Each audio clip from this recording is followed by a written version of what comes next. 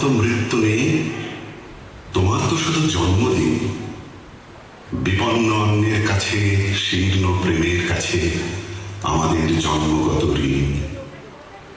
তুমি আছো আবর্তন, প্রতিদিনই কত উদ্বোধন, প্রতিটি অস্তিত্ব জুড়ে তোমার হাতের ছোঁয়া।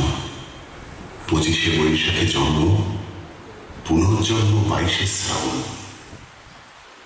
জেগে উঠি, স্বপ্ন দেখি, স্বপ্নের ভিতরে মরে যায় তোমার